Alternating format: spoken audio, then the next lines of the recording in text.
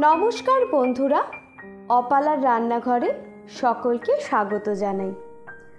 আজ রবিবার, আর রবিবার মানেই দুপুরবেলা কবজি ডুবিয়ে মাংস ভাত, সে মাটন হোক আর চিকেন।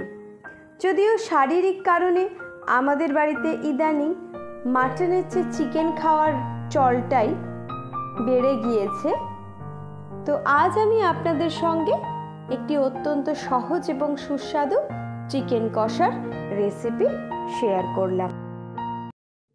1.5 কেজি চিকেন নিয়ে নিয়েছি।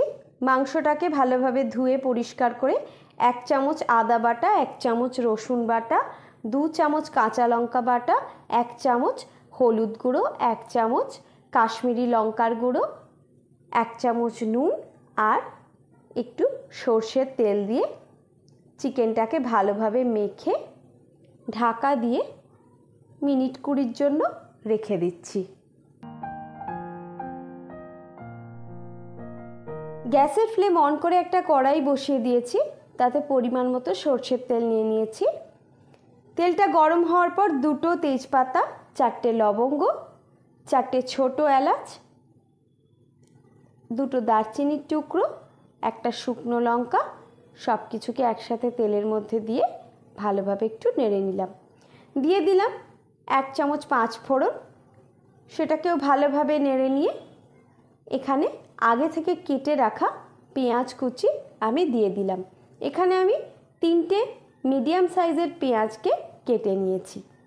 পেঁয়াজটাকে হালকা ভেজে নিয়ে তার মধ্যে 2 চামচ আদা রসুন পেস্ট, 1 চামচ কাঁচা লঙ্কা বাটা, 1 চামচ হলুদ গুঁড়ো, 1 চামচ কাশ্মীরি লঙ্কার গুঁড়ো, 1 চামচ জিরে গুঁড়ো আর 1 চামচ ধনে গুঁড়ো দিয়ে ভালোভাবে একটু মশলাটাকে কষিয়ে নিচ্ছি। সামান্য একটু জল দিয়ে দিলাম। মশলাটার থেকে তেল ছেড়ে আসলে তার মধ্যে আগে থেকে মেখে রাখা চিকেন আমি দিয়ে দিচ্ছি। গ্যাসের ফ্লেমকে মিডিয়ামে রেখে মশলার সাথে চিকেনটাকে মিনিট 15 ধরে ভালোভাবে কষিয়ে নিচ্ছি।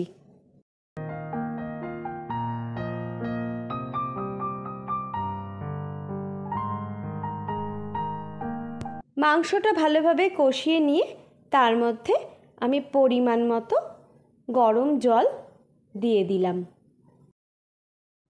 গ্যাসের ফ্লেমকে লো টু মিডিয়ামে রেখে আরও মিনিট 10 ধরে মাংসটাকে আমি ফুটিয়ে নিলাম, যাতে মাংসটা ভালোভাবে সেদ্ধ হয়ে যায়। মাংসটা সেদ্ধ হয়ে যাওয়ার পর মাংসর মধ্যে আমি 1 চামচ গরম মশলার গুঁড়ো দিয়ে দিলাম। গরম মশলার গুঁড়োটাকে মাংসর সঙ্গে ভালোভাবে মিশিয়ে নিলাম। রান্না আমার হয়ে গিয়েছে, গ্যাসের ফ্লেম আমি অফ করে দিলাম। রেসিপিটা ভালো লাগলে চ্যানেলটাকে সাবস্ক্রাইব করার অনুরোধ রইল। সবাই ভালো থাকবেন, সুস্থ থাকবেন। আজ এই পর্যন্তই। টাটা।